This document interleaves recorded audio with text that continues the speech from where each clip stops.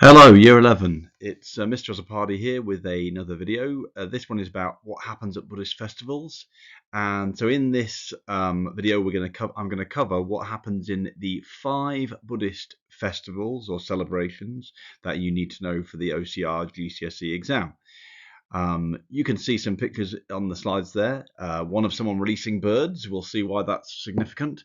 There's another one of someone giving some cloth to monks. That is very important to the Festival of Vasa. And there's a picture of Ruben Rodriguez, the ex-Notts County attacking midfielder.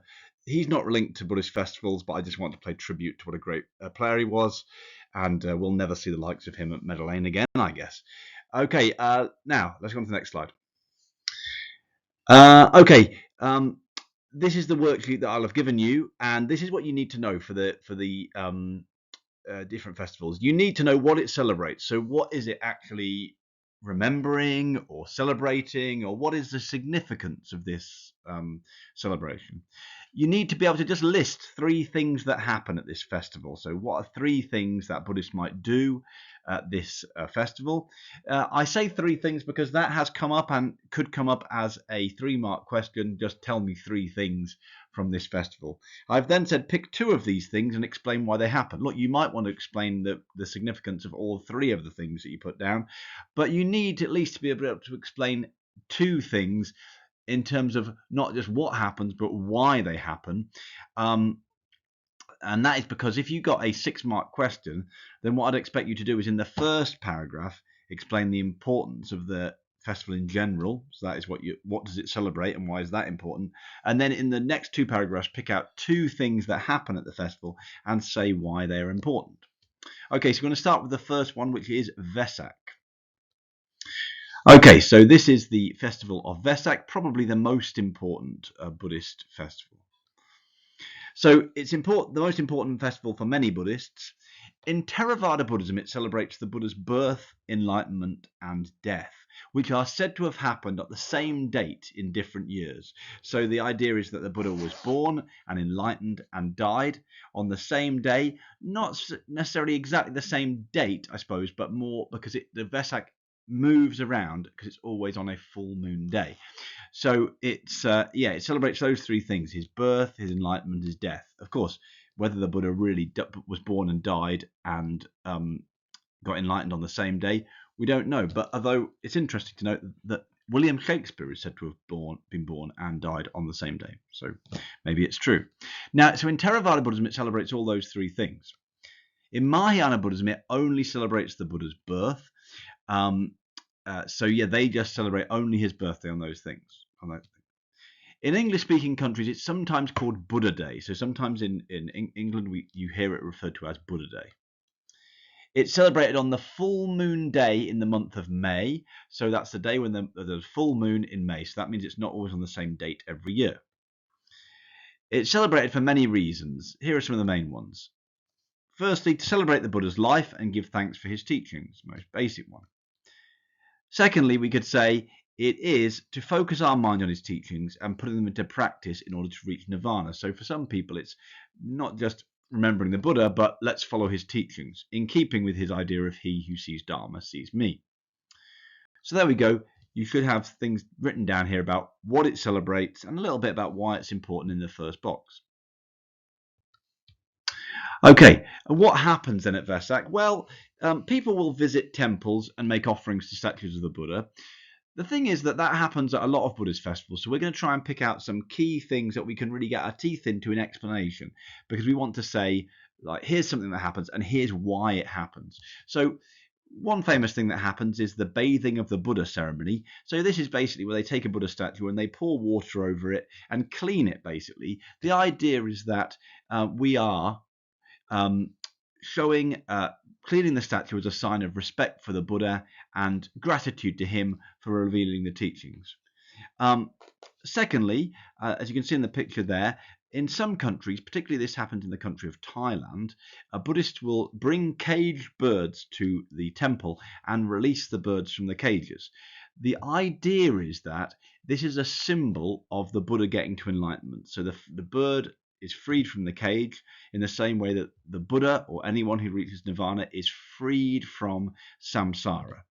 So the idea is that when they do that, they're supposed to be focusing on freedom from samsara and reaching nirvana, and that should be their goal in life. The next thing that might happen is that in some Buddhist countries, it's common for lay people to spend the whole day in the temple meditating and listening to talks about Buddhism and following 8 precepts. So basically, in Buddhism, most people follow 5 precepts, 5 rules. When they go to the temple on these special days, they'll follow 3 extra rules, and those 3 extra rules will make them live a bit more like a monk during that day. So the idea is that it's a day spent living a more monk-like life, meditating, and therefore trying to get closer to nirvana. We'll talk a bit more about those 8 precepts later on in the video. Lastly, it's also a time for charity, so giving to the poor is a common practice during Vesak, and that reflects the Buddha's teachings about metta, or loving kindness. Showing loving kindness towards all people is very important in Buddhism. Okay, that's Vesak. Let's move on to the second festival. So remember, you need to have 3 things that happen written down, and at least 2 of them you need to explain, well, why would someone do this? What is it for? So for example, if you wrote down releasing caged birds, you have to talk about the fact that that's a symbol about the importance of being freed from samsara when you reach nirvana. Okay, our next festival is called Parinirvana Day. There's a little bit less to say about this one, so there's only one slide here. So this is a Mahayana festival. It's celebrated mainly in East Asia, so that's China, Korea, and Japan. It happens in February. The reason why it's only a Mahayana festival is because this day celebrates the death of the Buddha, or his parinirvana. Parinirvana means final or complete nirvana, and it's only celebrated in Mahayana festival in Mahayana countries because, as we said before, in Theravada countries they celebrate his death on Vesak, the same day as his birth. So yes, it celebrates the Buddha's death, and for Buddhists, parinirvana means final nirvana. So Buddhists say that when you can get into nirvana in this life, but you only get to final nirvana when you die. So what happens on this day? Well, first of all, they will read out parts of the Mahaparinibbana Sutta. The Mahaparinibbana Sutta is the part of the scriptures which tell the life of the Buddha's last days. And it's read aloud in temples and people sit and listen to it. The Buddha's last words in this scripture are that he says all things are impermanent, anicca, and that all beings should work hard to reach nirvana. So listening to this talk makes people remember the importance of following the Eightfold Path and trying to reach nirvana while they're in this human life, because all things are impermanent and we won't always be humans. Secondly, more generally, it's seen as a day for reflecting on impermanence. Because it's the day the Buddha died, people remember loved ones who have died and remember that they will die one day themselves. In Buddhism, an attitude of accepting death and impermanence is encouraged. Just we saw that in the story of Kisa Gotami. And Buddhists will think about the Buddhist teaching of impermanence in order to try and develop a greater acceptance of impermanence within themselves. Okay, point number 3, the third thing. Some Buddhists will do what's called transferring merit. Now, we will talk more about this when we look at Buddhist rituals for the dead and Buddhist funerals. So Buddhists have this belief that you can make merit. Best way to make merit, as we know, is by feeding monks, and then you can perform certain rituals which will pass merit to people who have died. So, and the idea is that giving them your merit will help them to have a better rebirth and to have a better life in whatever life they've been reborn into. The ritual that takes place is often this: a bowl is placed on the ground and people pour water into the bowl until it overflows, and they chant a certain part of the Buddhist scriptures, and that chant says, just as this water is overflowing from this bowl, please let my merit overflow from me to this other person. So that's the idea, giving other people merit. So there you go, there's 3 things there. Make sure you've got them written down and make sure you've explained 2 why they do them in the box below. Okay, this next one is Vasa, and Vasa is a lot, not a day, but a 3-month period, and we're going to also talk about Katina, which is the day at the end of the Vasa period. So this is only a Theravada celebration. Other Buddhists do not celebrate it. And it's a period of 3 months, beginning usually in July. It can move around in our calendar a bit. In English, it's sometimes known as the Rains Retreat, or sometimes the Buddhist Lent. Whether that's a good name for it, the Buddhist Lent, is it similar to Lent in Christianity? Well, you can see as we go through. So Vasa is based on traditions which predate Buddhism. As you know from the Buddha's life story, there were already wandering holy men in India at the time when Buddhism started. And wandering holy men would usually stay in one place during the Vasa period because it's a time of very heavy rain in northern India. So in countries that have a monsoon, what you get is long periods of being dry, and then periods where it rains extremely heavily for long periods of time.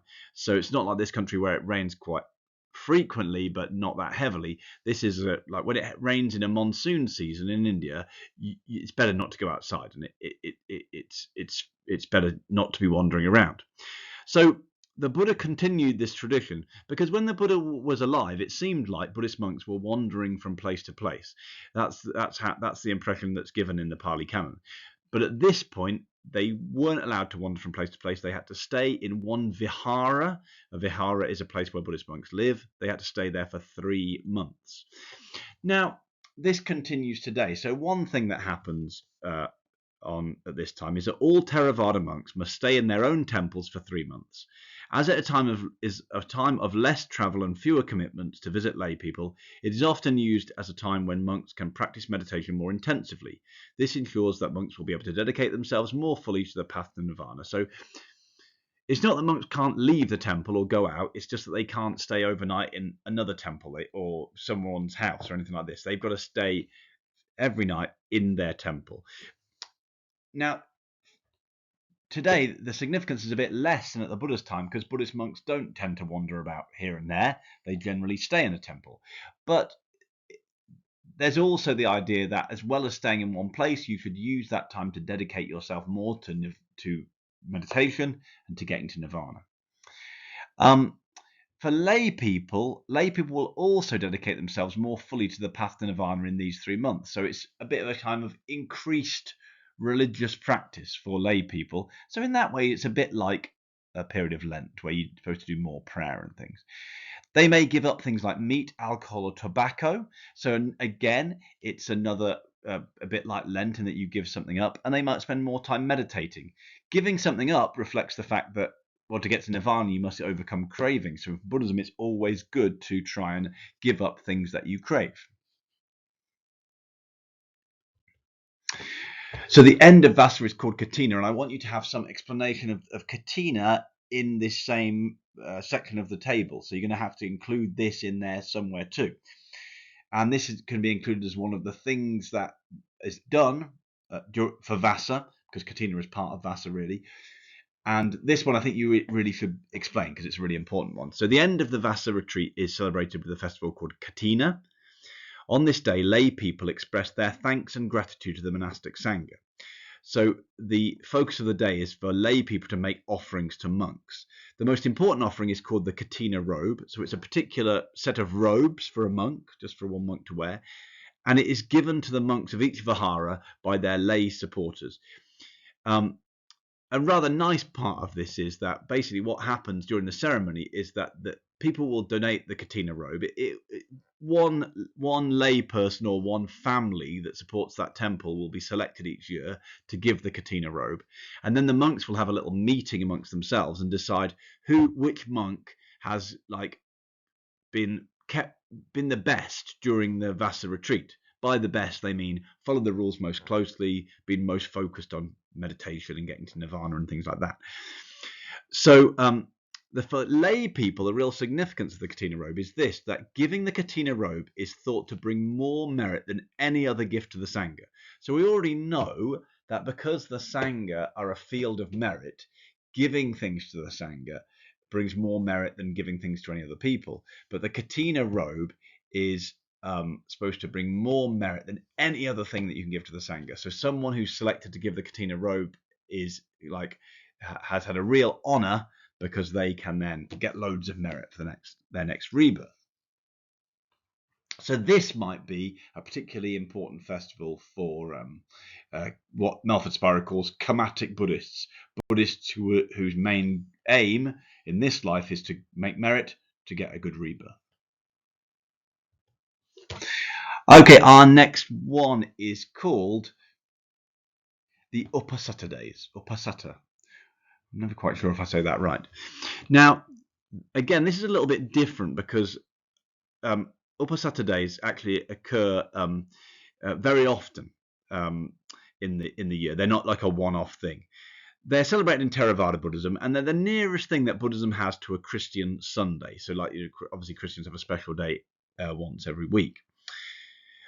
When they happen is based on the cycle of the moon. So there are 4 Upasata days each month, but one is actually more important than the other. So some people who are really religious might do special things on every Upasata day, and they occur at the different stages of the moon's development, like full moon, crescent moon, all those different things. But there are 4 different ones. But the most important one is the full moon day.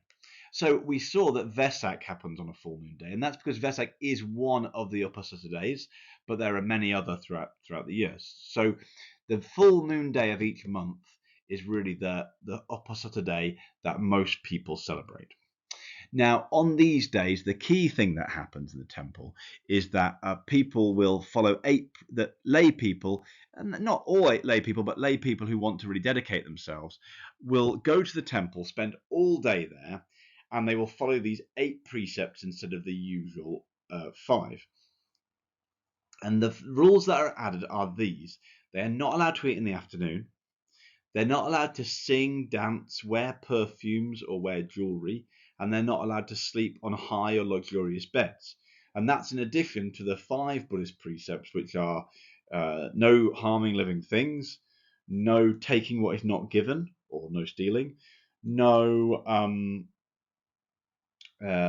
sexual misconduct, no lying, and no taking intoxicants.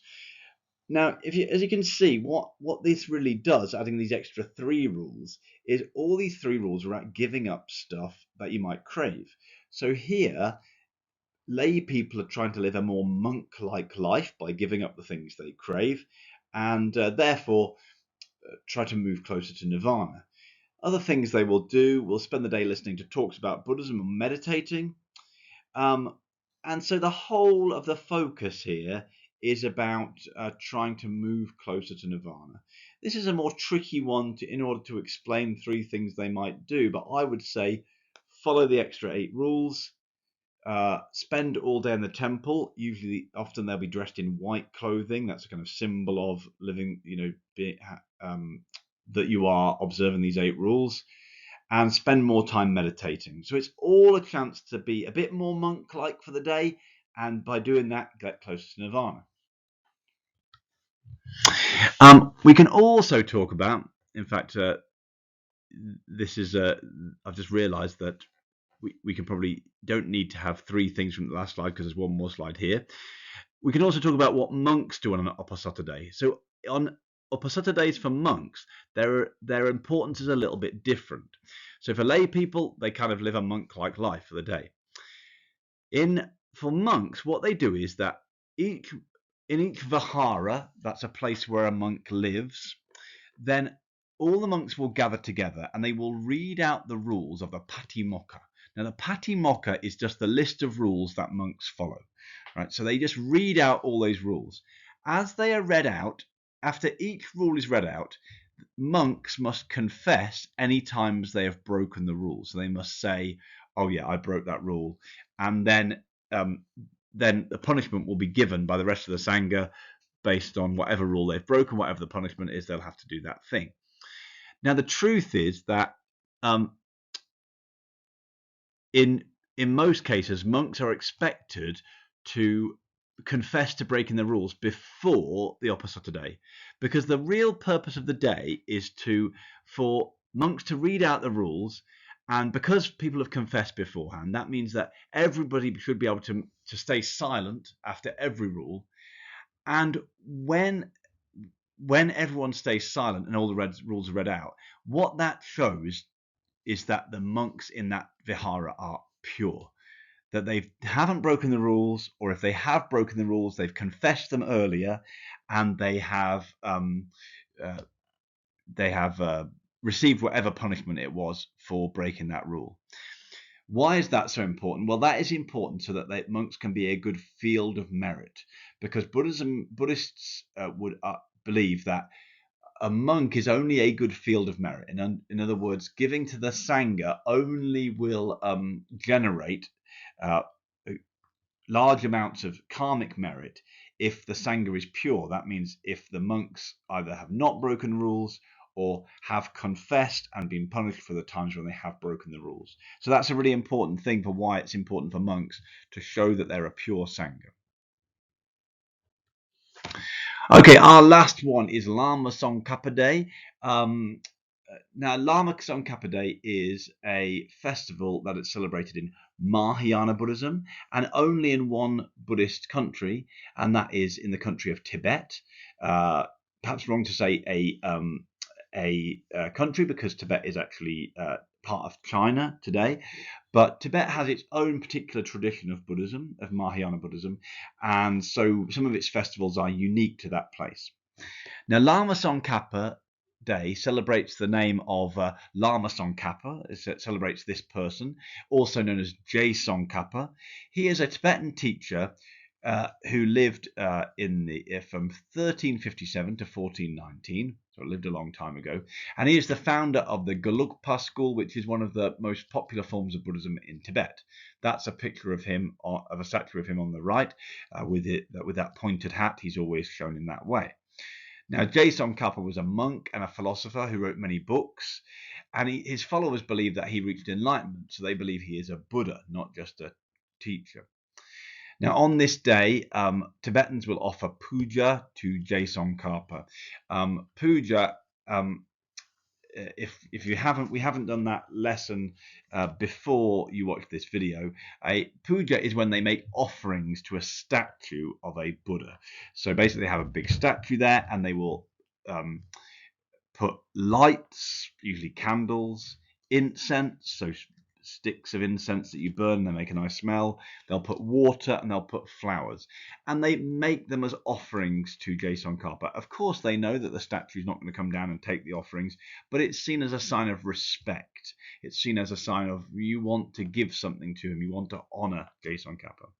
Now, this day is seen as a good day to make offerings for the Sangha, and it is said that merit gained by making offerings on this day, it gives you 100,000 times greater merit. So you get that many times karmic merit than on any other day. So it's a very good day for making offerings to the Sangha. Dedicated lay people will spend the day following 8 precepts, so it's a little bit like Upasata days in that way, and to listening talks about the Dharma, and to meditating on that day. So you can pick out lots of things here that are important. Making offerings to show respect for Je Tsongkhapa, making offerings to the Sangha because you get more merit, and then following 8 precepts, listening to talks about the Dharma because it helps you to get close to Nirvana. I just found this quote, which was interesting. The website of the New Kadampa tradition, which is a Tibetan Buddhist organization that's actually one of the more popular Buddhist organizations in the United Kingdom, says this about Lama Tsongkhapa Day. Today we remember Je Tsongkhapa's great kindness and dedication, and dedicate all our virtuous actions, including this evening's puja, so that his Dharma will flourish throughout the world and provide many living beings with the great opportunity to attain liberation and full enlightenment. So what this quote shows, why I think it's quite interesting, it shows that although people might be going there to make merit for themselves, that might be one reason to make merit, to make offerings to the Sangha or to offer puja to a statue of Je Tsongkhapa. Another reason is because in Tibetan Buddhism there's this belief that you can dedicate the karmic merit you have made dedicate it to the flourishing or the well-being of the Buddhist teachings throughout the world. So in other words, it's like the karma you're making is not just helping you, but it's going to help Buddhism to be successful around the world, and because it's successful around the world, more people will reach enlightenment. And I think this is really significant because it is a Mahayana Buddhist festival, and Mahayana Buddhists are supposed to be focused not just on themselves and getting themselves a good rebirth and getting themselves to enlightenment. There's also this idea of being a bodhisattva. A bodhisattva is someone who wants to get to become a Buddha so that all other people can become enlightened. So this idea that, oh, we're going to make merit, but we're going to send out that merit so that it helps the whole of Buddhism, it kind of fits in with the idea that you shouldn't really be thinking about yourself. You should be thinking about other people and how to help them towards enlightenment. That is the idea. So that's it, guys. So just make sure you've got for each one, what is the significance of the day? Why is it important? 3 things that happen on this day, 3 things that you can say happen, and explain 2 of the things that happen in more detail. Give me some explanations for why those things happen. Now, when we come back and we look at and you bring this work in, we're going to be looking at how you might answer a question about which is the most important of these days. That's the kind of 15-mark focus question. So it might be worth thinking about this, because you might already be able to see that, well, some of these days might be the most important if you feel that making merit is the most important. Other days might be most important if you feel like nirvana is more important. Another day might be important if you think, well, no, it's anicca, impermanence, that's more important. So yeah, that's just something to think about. Okay, guys, thank you very much.